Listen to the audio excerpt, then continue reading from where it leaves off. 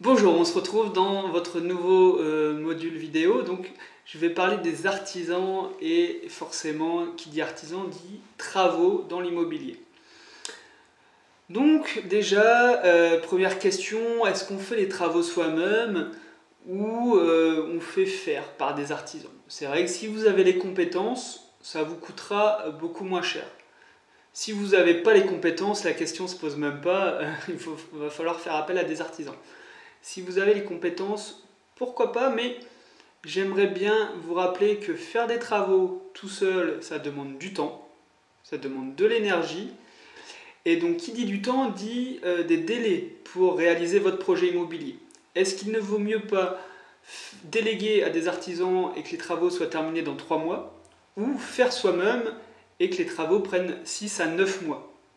Vous voyez bien que vous aurez 3 à 6 mois d'écart où vous ne toucherez pas vos premiers revenus locatifs. Faites le calcul, est-ce qu'il vaut mieux continuer à payer le prêt pendant 9 mois et n'avoir 0 € de revenus, ou avoir des revenus dès 3 mois après avoir récupéré l'appartement ou la maison? Franchement, moi je vous conseille vraiment de faire appel à des artisans. En plus, les frais vont pouvoir être amortis, déduits de vos revenus immobiliers. Donc il vaut mieux dépenser 20 000 € de travaux aujourd'hui pour... On n'oublie pas, hein, les travaux c'est fait pour créer de la valeur, hein, je le répète, mais créer de la valeur, avoir un bien de bonne qualité qu'on va pouvoir louer plus rapidement et plus cher parce qu'il va se démarquer des autres. On va aussi pouvoir avoir des meilleurs locataires avec des meilleurs biens. Donc les travaux sont obligatoires. Donc on va pouvoir amortir ces frais. Donc il vaut mieux dépenser 20 000 € de travaux aujourd'hui, être tranquille aussi pendant 5-6 ans dans son bien immobilier parce qu'on n'aura pas de gros travaux à faire, et pouvoir les amortir aussi au niveau comptabilité. J'en reparlerai un peu plus tard au cours de cette formation. Donc je rappelle aussi, il faut penser, quand vous allez utiliser des artisans, quelles sont les actions minimes qui peuvent augmenter la valeur locative du bien. C'est ce que vous allez chercher avec l'artisan à lui faire faire, tout simplement.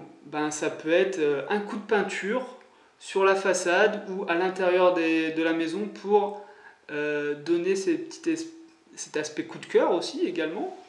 Ça peut être rajouter un espace bar à la cuisine pour faire un truc un peu plus jeune avec des tabourets. Des fois, il ne faut pas grand-chose pour augmenter la valeur locative, et ça va être le rôle des travaux. Alors, quand est-ce qu'il faut faire appel à des artisans? Moi, je fais appel à eux avant de signer le compromis de vente. Donc, pour définir exactement le budget des travaux dont j'aurai besoin. Ça va être très important pour faire mon calcul de rentabilité de cash flow. J'ai besoin de connaître tous les coûts associés à mon projet immobilier. Si j'ai 50 000 € de travaux ou 20 000 € de travaux, c'est pas du tout la même chose. Donc je dois négocier plus ou moins le prix d'achat. Peut-être que le prix de vente est trop élevé et du coup c'est même pas la peine de faire une proposition. On verra. Donc moi je fais toujours appel à des artisans avant de signer le compromis de vente, pour savoir où je vais. Je vais vous conseiller aussi de rencontrer plusieurs entreprises et de faire plusieurs devis. Ça, c'est la règle. Au minimum 2 entreprises. Pourquoi? Parce que déjà, vous allez pouvoir échanger avec des professionnels sur des idées que vous avez pour améliorer votre bien. Et en général, le professionnel a aussi des idées très intéressantes que vous pouvez récupérer. Même si vous ne faites pas appel à lui, vous pouvez faire ces travaux-là par d'autres personnes. Donc voilà, il y a cet échange, et puis vous allez pouvoir comparer le prix aussi des choses que vous demandez. Ça, c'est très important. Alors, quand faire appel à des artisans? Oui, avant le compromis de vente, mais pas à la première visite du bien. Parce que des premières visites de biens immobiliers, vous allez en faire beaucoup. Si vous demandez à chaque fois à un artisan de passer, vous allez lui faire perdre votre temps. Donc lors de la première visite, vous allez pouvoir faire une estimation vous-même des travaux. Ce que j'appelle des estimations à la louche, qui sont finalement pas si à la louche que ça quand on a un petit peu d'expérience. Donc tout ce qui est gros œuvres, donc déplacement de murs porteurs, toiture, Voilà, c'est ça principalement. Vous pouvez faire une estimation à 500 € du mètre carré, le coût des travaux. Donc 10 mètres carrés, c'est 5000 €. Tout ce qui est travaux un peu plus légers, donc ce que j'appelle le sol, peinture, électricité, plomberie, ça sera environ du 300 € du mètre carré. Voilà, et là ça va déjà vous donner une idée. C'est une astuce en fait pour gagner du temps, hein. Si vous vous rendez compte qu'à la louche il y a trop de travaux, ben, c'est pas besoin de vouloir négocier 90% du prix d'achat pour être rentable, hein, ça ne marchera pas. Donc si vous voyez que ça ne rentre pas dans vos calculs, vous laissez tomber et vous allez visiter un autre bien, tout simplement. Alors, comment trouver une bonne entreprise? Ça, c'est vrai que c'est une bonne question à se poser. On a tous peur un peu des artisans foireux qui vont nous lâcher en plein milieu du chantier, qui vont pas terminer, qui vont dépasser les délais. Ça peut arriver, il faut... ça peut arriver même avec des bons artisans, mais bon. Bref, moi, ce que je vous conseille forcément, c'est de passer par la recommandation, hein. Et là aussi, vous posez la question, est-ce que vous retravaillerez avec cette entreprise demain? Ça, c'est un bon moyen de savoir si les gens ont été contents de cette entreprise. Donc, à la famille ou avec votre réseau d'investisseurs, hein. Normalement, vous avez dû contacter un club d'investisseurs ou même des investisseurs individuels. Maintenant, c'est facile avec les réseaux sociaux de retrouver des investisseurs près de chez nous. Il va falloir vérifier ces éléments auprès de l'entreprise. Donc, il faut que l'entreprise ait une assurance décennale, hein.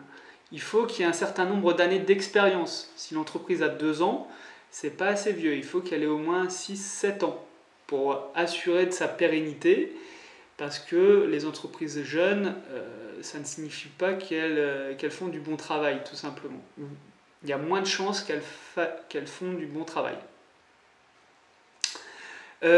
Si vous avez la possibilité vraiment de visiter un chantier de l'entreprise même, donc vous leur demandez de voir ce qu'ils ont fait lors de leur dernier chantier et vous demandez à parler avec les anciens clients. Alors c'est pas toujours évident à obtenir, mais essayez quand même de contacter les anciens clients.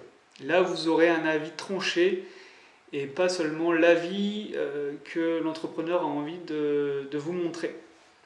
Parce que forcément l'entreprise, elle ne va pas vous dire que ces chantiers sont ratés, hein, évidemment. Moi, ce que j'aime bien faire aussi, c'est lors de la visite avec l'artisan, qu'il m'apporte des solutions à mes questions. Ça peut être bête, mais quand vous rencontrez des artisans, si l'artisan vous dit... si à la moindre question que vous lui posez, il vous dit « Ah, c'est compliqué, ah, je vais voir comment faire, ah, je dois réfléchir, ah là là, c'est un gros problème ça », eh ben, ne travaillez pas avec lui. Il doit vous apporter des solutions. Il est là pour vous apporter des solutions. Quand on travaille avec quelqu'un, il est là pour nous apporter des solutions. Pas pour nous dire que ça va être compliqué. Nous, on veut des réponses en tant qu'investisseur, en tant que professionnel. Et donc, ça va être associé avec le feeling, toujours, hein. C'est une relation humaine aussi avec l'artisan. Et donc, feeling important avec l'artisan, il faut que ça se passe bien, tout simplement. Si vous ne le sentez pas, ne travaillez pas avec cette personne, parce que je peux vous assurer que quand on fait des travaux, il y a toujours des petits moments de tension, où la qualité est peut-être pas forcément au rendez-vous pour nous, où les délais sont pas toujours respectés, où il y a des imprévus, et je peux vous assurer que quand il n'y a pas de feeling, eh ben, c'est encore plus compliqué. Donc vraiment, essayez d'avoir du feeling. Et puis après, une fois que vous avez trouvé votre artisan pour votre premier investissement, eh ben, rien ne vous empêche de refaire appel à lui pour le second, le troisième, le quatrième investissement. Moi, personnellement, c'est ce que j'ai fait et c'est ce qui m'a permis de gagner du temps. Bon, on va passer du coup au module vidéo suivant. Moi, je vous dis à tout de suite.